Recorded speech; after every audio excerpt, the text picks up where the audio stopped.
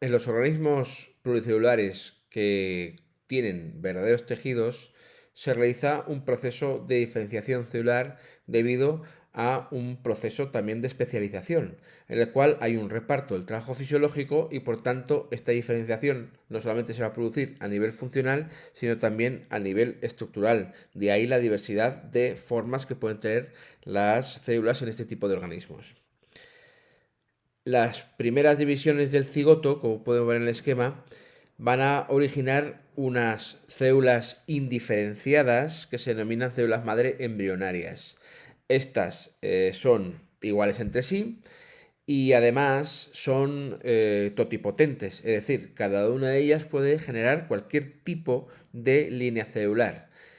O incluso, si lo extendimos el embrión, puede originar un organismo por separado, un organismo completo.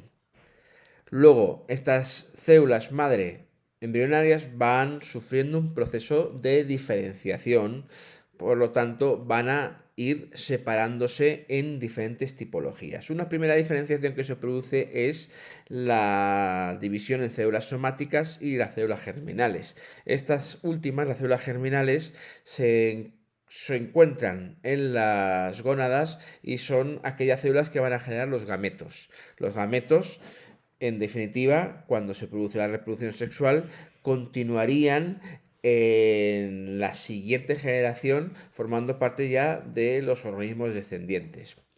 El resto de las células, que es la mayoría, serían las células somáticas, que van a constituir los diferentes tejidos especializados y ya con células diferenciadas que pueden existir en un organismo, que pueden ser varios cientos.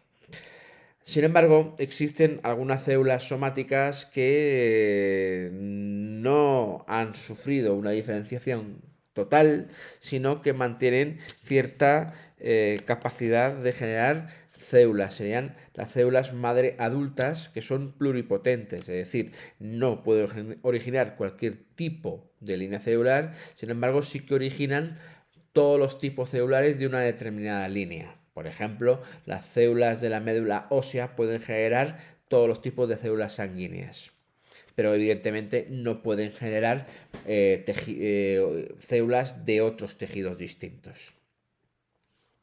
Bien, este proceso de diferenciación celular va a implicar una activación de unos genes y una inactivación de otros, de tal modo que en cada una de las líneas celulares que se definen van a estar activos unos genes y van a estar inactivos otros. Y ese patrón de activación e inactivación de genes va a ser la clave del proceso de diferenciación celular. Los procesos que van a permitir esa activación y desactivación de genes en función de cada tipo celular ya nos resultan conocidos de la regulación de la expresión génica. Por ejemplo, en primer lugar estaría la condensación del ADN, de tal modo que la heterocromatina, es decir, aquella cromatina condensada que incluye todos esos genes que están inactivados, va a ser diferente en cada uno de los tipos celulares. Otro proceso que también conocemos es el de los factores de transcripción. Estas proteínas van a unirse a secuencias potenciadoras para activar genes, es decir, para permitir la transcripción de ese gen y por tanto expresarlo, o también para inactivarlos cuando se unan a secuencias silenciadoras. También tiene un papel importante la epigenética. La epigenética es una rama de la genética que va a estudiar la herencia de los caracteres que se transmiten por un código distinto del genético. Es decir, puede haber características heredables que no tengan que ver con las secuencias de bases. Por tanto, hay modificaciones epigenéticas que forman el ADN sin necesidad de que haya mutación, pero sin embargo lo que cambia va a ser la expresión. Además, estas modificaciones se pueden realizar durante la vida de un individuo y además pueden ser heredables, aunque también reversibles.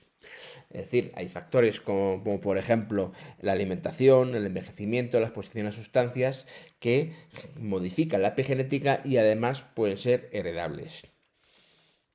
Todos estos mecanismos de la epigenética también los conocemos y, por ejemplo, pueden ser los patrones de metilación del ADN, que recordamos que lo que hacía era inactivar los genes.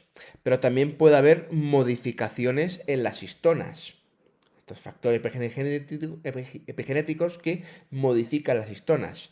Por ejemplo, las metilaciones y acetilaciones, que lo que hacen es interferir en la condensación del propio ADN.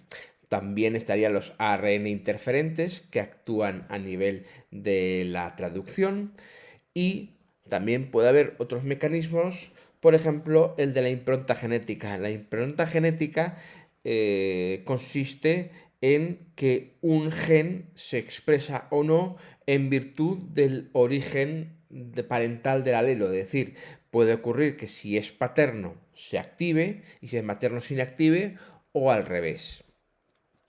Luego ya, por último, es digno de mencionar en el desarrollo embrionario de animales los genes homeóticos o genes maestros, que son genes que determinan la localización espacial de la célula, determinan diferentes estructuras del organismo del animal que van en función del lugar donde se encuentre el gen que lo expresa.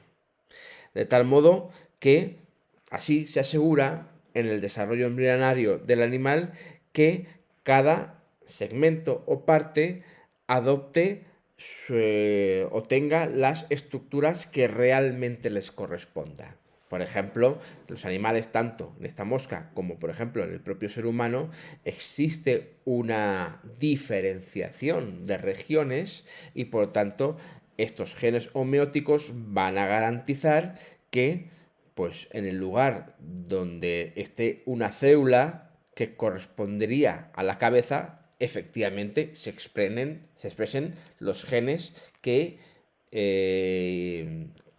den lugar a todas las estructuras que estén en la cabeza. Y si toca estar en un lugar donde pueda tener una extremidad, pues que efectivamente se activen aquellos genes que den origen a las estructuras de la propia extremidad.